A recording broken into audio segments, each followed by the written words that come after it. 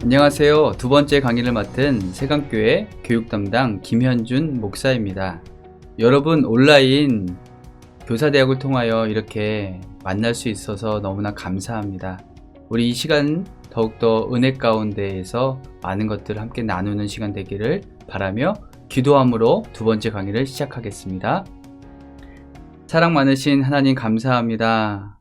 우리가 코로나 시대에 함께 온라인으로 교사대학을 통하여 믿음의 다음 세대를 함께 세워가기를 원합니다. 우리 교회학교 선생님과 또한 학부모님들 가운데에 하나님께서 지혜의 영을 보내주셔서 우리가 하나님의 은혜 가운데에서 다음 세대를 지혜롭게 잘 세워갈 수 있도록 은혜를 허락하여 주시옵소서. 감사를 드리오며 거룩하신 예수 그리스도의 이름으로 기도드립니다. 아멘. 여러분, 우리 두 번째 강의 시간인데요. 이 제목이 부모 중심 다음 세대 교육 목회입니다. 이 제목만 보면 다소 어색해 할 수 있습니다. 보통 다음 세대 교육 목회는 목사님이나 아니면 우리 선생님들 같은 분들이 이 신앙을 이끌고 교육한다 라고 생각할 수가 있는데, 오늘 제목을 보니까 부모 중심이라고 합니다. 조금 부담스럽긴 하지만 이 내용이 굉장히 의미가 있고 중요합니다. 성경에서는 신앙의 주체가 부모라고 합니다. 그러니까 부모와 교회, 그리고 가정과 교회학교 교사가 함께 연합하여서 우리 믿음의 다음 세대를 세워가는 일을 이끌어야 한다. 그런 내용이 오늘 강의의 주제입니다. 우리가 이 강의를 통하여서 우리 다음 세대를 어떻게 하면 더욱더 온전하게 세워갈지에 대해서 함께 살펴보고 나누고자 합니다. 목차입니다. 들어가는 말이 있습니다. 오늘날 한국교회 다음 세대가 위기라고 하는데 어떻게 이 위기를 해결해 나갈 것인지에 대한 고민이 있겠고요. 그러기 위해서 다음 세대 목회 진단을 해야 되고, 그리고 그 대안으로 부모 중심 또는 유바디 교육 목회를 함께 살펴보고 그 실제에 대해서 나눠보도록 하겠습니다. 그리고 정리를 하면서 우리 교회와 우리 교회학교 선생님들과 또한 학부형들에게 주는 시사점이 무엇인지를 함께 살펴보겠습니다. 참 이쁜 우리 다음 세대 아이들의 사진이 있지요. 정말 이 다음 세대 아이들 얼굴만 보고 또한 사진만 보아도 정말 입가에 이렇게 흐뭇한 미소가 있습니다. 저에게도 2명의 자녀가 있는데요. 이 아이들이 건강하게 잘 자라만 주는 것만으로도 참 부모로서 또한 아빠로서 또한 목회자로서 너무나 기쁜 일입니다. 정말 이 단계에 맞춰서 한 학년씩 진급하는 것 자체가 정말 큰 기쁨이지요. 그런데 이런 차원을 넘어서 우리가 신앙적인 면에서도 이 아이가 잘 신앙의 단계에 맞춰서 성장하고 성숙해 나간다면 이것보다 더 큰 기쁨이 어디 있을까라는 생각이 듭니다. 하나님께서 우리들에게 믿음의 다음 세대를 부탁하셨습니다. 왜 하나님께서 우리에게 이 다음 세대를 부탁하셨을까요? 그것은 믿음의 장성한 분량에 이르기 위하여 우리 부모님들을, 우리 교회학교 선생님들을, 또한 우리 목사님들을, 우리 전도사님들을 그들의 믿음의 조력자로 함께 양육하고 믿음의 공동체를 세워갈 수 있도록 우리를 그들의 영혼을 부탁해 주신 것입니다. 그러나 안타깝게도 오늘날 한국교회는 다음 세대를 바라보면서 위기다라고 말합니다. 위기에는 많은 요인이 있겠지요. 학업에 대한 이유 때문에 교회학교가 조금 어려울 수도 있고요. 인구가 감소하기 때문에 교회학교가 또한 위기의 요인을 맞이하기도 합니다. 그리고 이 기독교 자체가 지금 이미지 자체가 실추되어서 참으로 어려운 가운데 있습니다. 교회의 위기와 그 원인이 무엇인지를 제대로 우리는 알아야 합니다. 그 해법을 알기 위해서는 제대로 된 진단을 할 때에 그 해법을 우리는 찾아갈 수 있는 것입니다. 그래서 첫째로 다음 세대의 목회 진단을 여러분들과 함께 한번 이 시간 해보려고 합니다. 정확하게 진단을 해야지 정확한 치료와 정확한 처방이 가능합니다. 우리가 만약에 배가 아파서 의사 선생님한테 가면 이 청진기를 가지고 이 배를 진찰하실 것입니다. 그리고 어느 부분이 아픈지에 대해서 명확하게 진단을 하고 치료하고 처방하시죠. 그런데 내 몸 상태가 좋아지지 않으면 더 큰 병원으로 가서 MRI도 찍을 수 있고요, CT도 찍을 수 있고요. 그래서 우리의 몸이 어디가 아픈지를 더 분석하고 진단하고 처방합니다. 그 후에 훈련하고 연단하는 과정을 통해서 우리가 치료를 받는 것을 우리는 잘 알고 있습니다. 다음 세대 목회도 이와 비슷합니다. 다음 세대 목회를 진단해야 하는데요, 여러 가지 이유가 있습니다. 타일 종교와 현상이라고 있습니다. 이 내용이 무엇입니까? 이 젊은 세대들이, 우리 다음 세대들이 이 종교의 자리에서 빠르게 이탈하고 있다라는 것을 말하는 것입니다.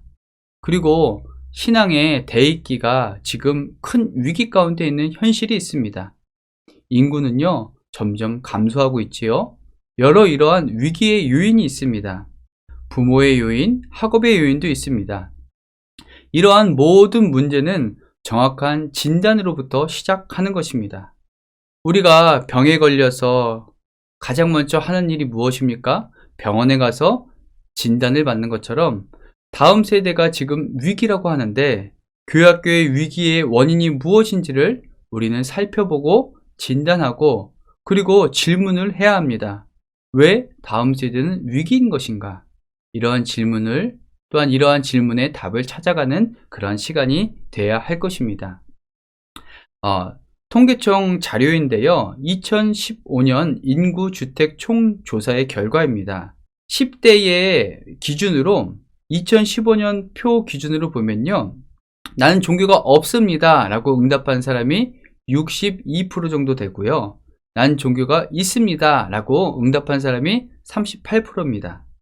20대는요, 난 종교가 없다고 이야기한 사람이 64.9%, 그리고 난 종교가 있습니다 라고 응답한 사람이 35.1%입니다. 30대는요, 종교가 없다고 응답한 사람이 61.6%, 종교가 있다고 이야기한 사람이 38.4%입니다. 이 종교 인구 자체가 지금 감소하고 있는 추세인데, 특별히 이 10대, 20대, 이 30대 요 인구 자체가 지금 급속도로 감소하고 있습니다. 이러한 내용을 종교와 현상이다 라고 이야기할 수 있고요. 요 10대, 20대, 30대 이분들의 그 리서치를 하면 종교가 있습니다 라고 응답한 사람이 37% 정도 된다고 합니다. 이 안에는 우리가 지금 믿고 있는 기독교, 그리고 불교, 천주교 등 다양한 종교가 내포하고 있음을 우리는 알 수 있습니다. 그리고 두 번째로, 우리 대한예수교 장로회 통합 측 104회 총회 교세 통계표를 보면요, 우리 주일학교, 우리 중고등부 학생 수를 나타내고 있는데요, 2010년도에는 18만 8,304명이 우리 교회학교 대상이었습니다. 그런데 2019년 통계자료를 보니까 11만 5,025명으로 나와 있습니다. 그러니까 7만 3,279명이 감소했다는 것을 우리는 알 수 있습니다. 이 아동부 같은 경우에는 10년 사이에 무려 41.1%가 감소했고요, 중고등부 같은 경우에는 34.7%가 감소했습니다. 여러분, 이렇게 질문하시는 분 계실 수 있어요. 목사님, 인구가 지금 줄고 있는데 당연히 교회학교 인원이 감소하는 것이 당연한 수치 아닙니까? 물론 그러한 질문 맞는 말씀이십니다.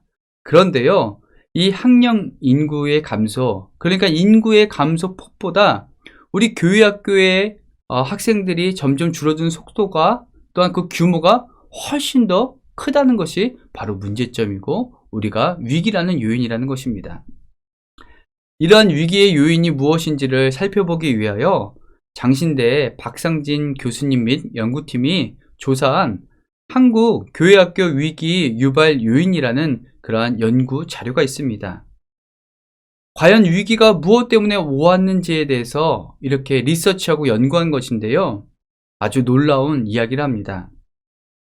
그 가장 큰 원인이 바로 그 1위가 부모 요인, 2위가 학업 요인, 3위가 방법 요인이라고 합니다. 그리고 우리 교회학교 선생님들 같은 교사 요인은 4위에 해당이 있습니다. 이 결과가 주는 의미가 무엇입니까? 그 첫 번째 요인인 부모 요인과 두 번째 요인인 학업 요인을 정리하자면 이 부모가 누구인가에 따라서 그 교회의 다음 세대와 또한 그 교회학교가 결정될 수 있다는 것을 의미합니다. 물론 교사도 중요하지만 부모의 요인이 교사의 요인보다 더 큰 비중이 있다는 것을 말해줍니다. 이제 진단이 되었습니다. 진단 결과 가장 큰 요인, 우리가 집중해야 될 부분은 바로 위기 요인 중에 부모 요인이 1순위라는 것입니다. 우리는 이곳에 방향점을 놓고 우리는 승부를 걸어야 한다는 것이지요. 그래서 온전한 부모의 이해가 필수적으로 필요합니다. 부모와 가정을 강조하는 것이 사실 세계의 목회 흐름입니다. 아주 강하게 형성되어 가고 있습니다. 여러분, 동그라미 3개가 보이시지요? 오렌지 컨퍼런스라고 미국 애틀랜타에서 지금 굉장히 큰 규모로 세미나가 이어지고 있습니다. 이 빨간색 부분은 교회를 말하고요. 오른쪽에 있는 노란색 부분은 바로 가정을 말합니다. 그러니까 교회 학교와 부모가 연결되어서 함께 협력하여서 가운데 있는 오렌지를 이렇게 성숙하게 세워가야 한다는 것이지요. 가정과 교회의 연대를 중요시 여기고 있습니다. 그리고 FFC라고 패밀리 프렌들리 처치라는 가정 친화적인 교회 운동이 또한 있습니다. 이 교회의 목회의 사역의 그 방향성과 그 목적지가 가정이 되어야 한다는 것이고, 이 가정 단위에 이런 여러 가지 목회 프로그램과 패턴을 적용하고 더욱더 세밀화하는 그러한 패러다임을 말합니다. 여러분 잘 아시는 D6라고 있으시죠? 신명기 6장을 말합니다. 이곳에 하나님께서 쉐마 이스라엘아 들으라 라고 말씀하셨습니다. 이 본문의 주된 내용을 정리하자면 바로 내 자녀에게 부지런히 가리키라 라는 명령입니다. 하나님께서 이 명령을 누구에게 주셨을까요? 바로 부모님에게 주셨다는 것입니다. 부모님들에게 내 자녀를 부지런히 가리켜라 라는 것입니다. 이 다음 세대의 위기 극복을 위한 대안으로 오늘 바로 함께 나누게 될 부모 중심의 교육 목회, 유바디 교육 목회를 소개합니다. 이 부모 중심의 교육 목회란 무엇이며 또한 이 교육 목회의 특징은 무엇이고 1대 168 법칙에 대해서도 함께 세부적으로 보겠습니다. 부모 중심의 유바디 교육 목회란 성경에 나오는 이 디모데의 어머니인 유니게와 그의 스승 바울이 함께 디모데를 세워가고 하나님의 자녀를 양육했다는 그 모델을 성경에서 발췌한 내용입니다. 그러니까 가정과 교회, 부모와 교회학교 교사가 다음 세대를 함께 양육하는 그러한 성경적인 모델을 말합니다.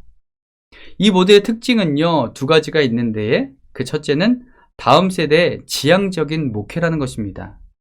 그러니까 이 목회의 구조와 패턴이 지향점이 다음 세대에 있다는 것입니다. 이들을 놓고 판을 짜고 그 모든 것들을 이동해 나가는 그러한 방법론을 말합니다.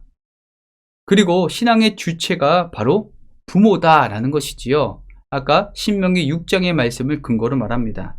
그러니까 교회와 가정, 교회학교 선생님과 부모가 함께 연합이 되어서 다음 세대를 건강하게 세워가는 그런 모델을 말합니다.